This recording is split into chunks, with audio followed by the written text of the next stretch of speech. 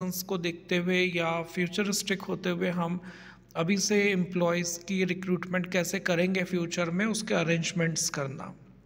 Like what will be the sources of the recruitment, campus placement हुआ या consultant के through हुआ। The next managerial function is organising.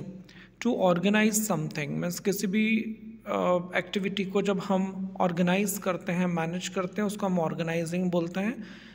Then इसी तरह से एम्प्लॉयज़ को वर्क अलॉट करना, उनकी क्या एक्टिविटीज़ होंगी, उनके क्या लोकेशंस होंगे, उनके क्या फंक्शंस होंगे, किस एम्प्लॉय के हाथ में कितनी अथॉरिटी होगी डेजिग्नेशन वाइज, उनके roles and responsibilities, all these are decided by the HR manager.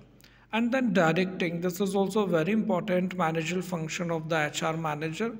और एम्प्लॉयज़ को किस तरह से डायरेक्शन देना है, क्योंकि हर एम्प्लॉय या हर लेबर इतना एजुकेटेड नहीं होता है कि हम उसको अपने हिसाब से ही काम करने दें। We need to guide him, he may required decision और direction to perform his duty.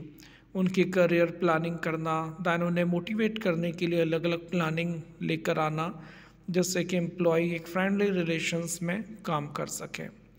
Controlling, this is also very important function. Employees को मंथली प्लान देना, उसको टारगेट देना, एंड देन उसको वीकली एनालिसिस करना। हर 15 दिन में एनालिसिस किया जाता है कि उसका परफॉर्मेंस ठीक है या नहीं है। ये भी किया जाता है जिससे कि हम उसको टाइम टाइम पर कंट्रोल कर सकते हैं। तीसरा और आखिरी कैटेगरी होती है फंक्शंस की, that is advisory function. First हमने ऑपरेटिव फंक्शन देखा, दैन मैनेजरल फंक्शंस देखा, and now we are going to discuss advisory functions. Top management को एडवाइस देना, आपको नाम से समझ आ रहा होगा एडवाइजरी फंक्शन मतलब किसी को एडवाइस देना, सजेशन देना। तो जनरली जो HR मैनेजर होता है वो ह्यूमन रिसोर्स से रिलेटेड जितने फंक्शंस होते हैं उसकी एडवाइस टॉप मैनेजमेंट को देता है, उनके लिए HR पॉलिसी बना कर देता है, उनका increment, promotion, demotion, recruitment, training, development, each and everything, even performance appraisal, ये सब एनालिसिस का करने का काम HR मैनेजर का होता है। So that's why it is called advisory function.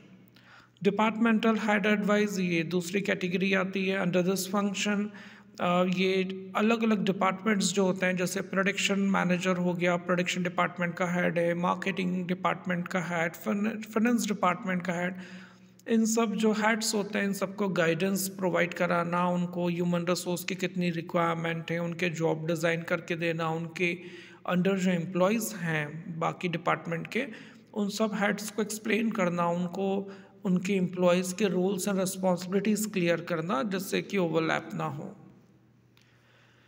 Okay, so in next class we'll discuss nature of human resource management. That's it for today.